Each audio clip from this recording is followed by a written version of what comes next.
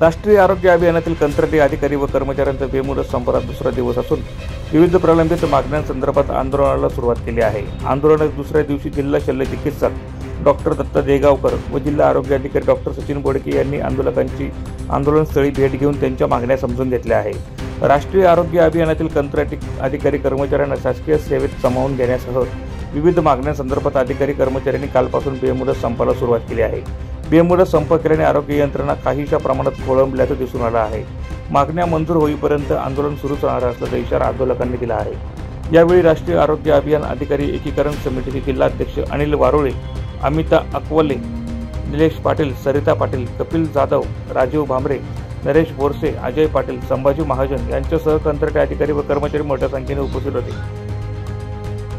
कार्यकारी अधिकारी यांच्याकडे निवेदन दिलं होतं आणि मान्य मुख्य कार्यकारी अधिकारी सरांच्या आदेशाने आपण निवेदन दिलं होतं हे निवेदन आपण राज्यस्तराच्या 10 वर्षापासून जे आहेत ते बरेच कर्मचारी काम करत आहेत आणि त्यांची जी मागणी आहे की सेवेमध्ये त्यांना परमनंट करण्यात यावं याबद्दल जे आहे राज्यस्तरावर निर्णय पण झालेला आहे, पण काही कारणांमुळे जे आहे त्या प्रक्रियेला थोडासा वेळ लागत आहे।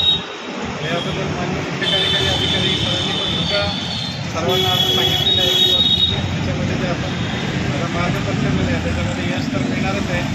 शासन जे आहे याच्यामध्ये थोड्या दिवसामध्ये निर्णय देणार आहे। तर आपले जे खाली पेशंट आहेत किंवा गरोदर माता असतील किंवा हे असतील त्यांची गैरसोय होऊ नये त्यामुळे प्रशासनातर्फे मी तुम्हाला असं आव्हान करतो की आपण जे धरणे आंदोलन केले किंवा काम बंद आंदोलन केले हे काम बंद आंदोलन आपण सर्वांनी मागे घ्यावं आणि मागे घेऊन त्वरित जे आहे ते कामावर सर्वांनी रुजू व्हावं आणि आपली जी बाजू आहे आपल्या ज्या मागण्या आहेत त्या आम्ही अगोदरही पाठवलेल्या आहेत आणि आम्ही दररोज जे आहे राज्यस्तरावर त्याचा पाठपुरावा पण घेऊन त्याची माहिती आम्ही दररोज जे आहे राज्यस्तरावर त्यांचा संपर्कात राहू। माझं असं सर्वांना जाहीर आव्हान आहे की आपण हे धरणे आंदोलन जे केले ते आता वापस घ्यावं, सर्वांनी कामावर रुजू व्हावं। मागण्या ज्या राष्ट्रीय आहेत की 10 वर्षापासून जे कर्मचारी आपले थोड्या दिवसापासून काम करत आहेत त्यांना सेवेमध्ये सामावून घ्यायचं आणि त्याचा जे निर्णय आहे ते शासन स्तरावर झालेला आहे। फाईलसुद्धा मूव्ह होते पण काही प्रशासनिक अडचणी त्याच्यामध्ये आहे त्यामुळे त्याला थोडासा वेळ लागतो।